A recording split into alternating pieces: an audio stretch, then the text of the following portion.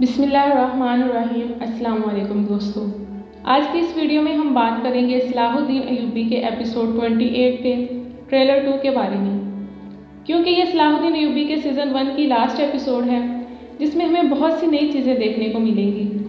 जो कि अब इस सीज़न का इख्तिताम हो रहा है तो मैं एक ऐसा इंफॉर्मेशनल कंटेंट स्टार्ट करने लगी हूँ जिसमें आपसे इस्लामिक लीडर्स के बारे में, हिस्टोरिकल फैक्ट्स के बारे में और या सलाहुद्दीन अय्यूबी के रिलेटेड इंफॉर्मेशन शेयर करूँगी।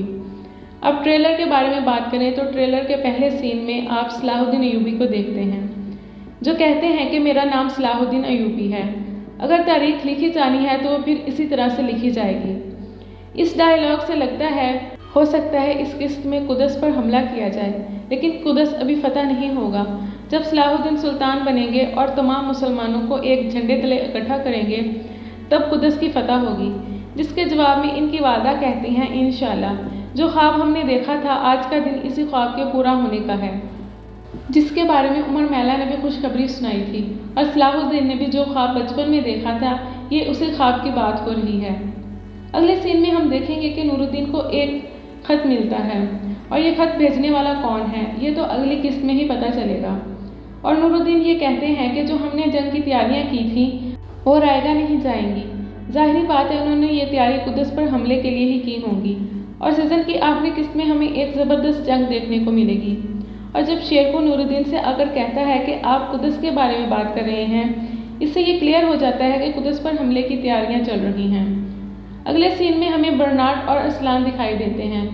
बर्नार्ड अरसलान शाह से कहता है कि अगर आप सुल्तान नूरुद्दीन को मारने में कामयाब हो जाएंगे तो जंगी सल्तनत ख़त्म हो जाएगी और जंगी सल्तनत का खतरा टल जाएगा। अगले सीन में हम विक्टोरिया को देखते हैं जो परेशानी में कह रही होती है कि ये क्या हो रहा है और अमारली के सिपाही कुदस में घुस आते हैं और विक्टोरिया के सिपाहियों को मार रहे होते हैं, जिन पर विक्टोरिया अपने सिपाहियों से कहती है मार डालो सबको।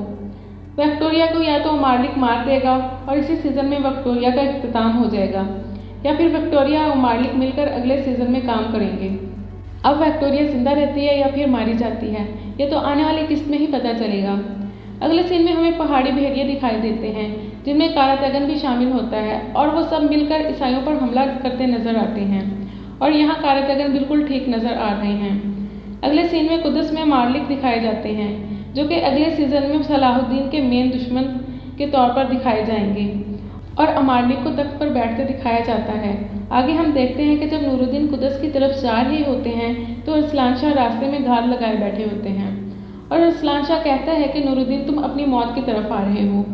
आगे हम जंगी और अरसलान शाह के सिपाहियों के दरमियान जंग होते देखते हैं और नूरुद्दीन यहाँ एक डायलॉग भी बोलते हैं कि आगे बढ़ना हमारे लिए है और हार कर गिरना गद्दारों के लिए।